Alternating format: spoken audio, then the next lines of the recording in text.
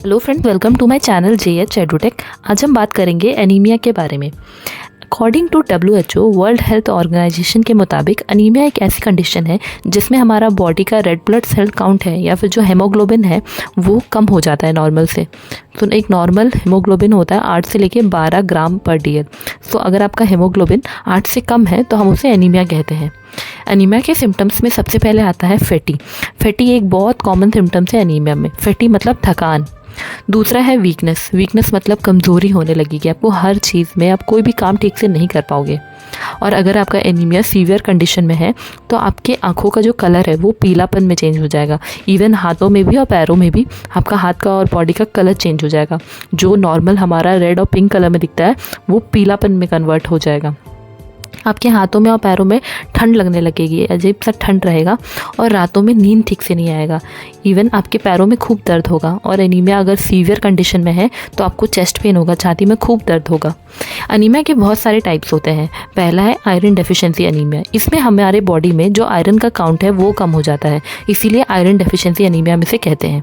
दूसरा है vitamin deficiency anaemia. Vitamin के मतलब हमारे बॉडी में जो विटामिन अवेलेबल है, मतलब जो विटामिन होते हैं, vitamin B1, B2, B3, vitamin B6, इनमें से किसी भी विटामिन का जो डेफिशिएंसी होता है, मतलब अगर वो कम हो जाता है तो उसे हम कहते हैं विटामिन डेफिशिएंसी अनीमिया।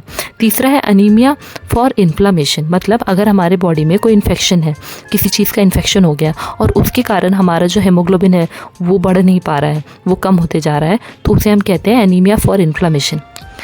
उसके बाद है एप्लास्टिक अनीमिया।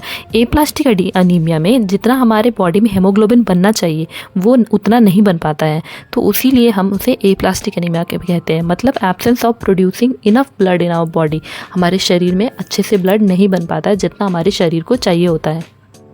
उसके बाद है हीमोलाइटिक अनीमिया। हीमोलाइटिक अनीमिया एक ऐसा डिसऑर्डर है ब्लड का जिसमें हमारा ब्लड तुरंत ही टूटने लग जाता है। हमारा ब्लड में जो रैंडम ब्लड सेल काउंट है, RBC काउंट है, वो 120 दिन के बाद टूट जाता है, बट इसमें वो डिस्ट्रॉय बहुत जल्दी होता है, टूटना बहुत जल्दी लगता है, इसीलिए हम इसे हीमोलाइटिक अनीमिया कहते हैं। उसके बाद आता है sickle cell anaemia. Sickle cell anaemia में ये एक हमारा ब्लड का ऐसा डिसऑर्डर है जिसमें हमारा ब्लड का जो रैंडम ब्लड सेल है उसका जो शेप है वो ओवल शेप का होता है, बट इसमें वो सिकल शेप में कन्वर्ट हो जाता है, इसीलिए हम इसे सिकल सेल एनीमिया कहते हैं। हमारा रेड ब्लड सेल का शेप कन्वर्ट हो जाता है और वो सिकल की में बन जाता है, इसीलिए हम उसे सिकल सेप कहते हैं, सिकल सेप एनीमिया। लास्ट है anaemia related to bone marrow disease. मतलब जैसे कि हम जानते हैं कि हमारा जो बोन मैरो है वो रेड ब्लड सेल बनाता है, और अगर हमारा बोन मैरो में ही कोई डिजीज़ हो जाए तो या कोई डिसऑर्डर हो जाए तो वो रेड ब्लड सेल नहीं बना सकेगा अच्छे से, इसीलिए हम इसे कहते हैं anaemia link to bone marrow disease.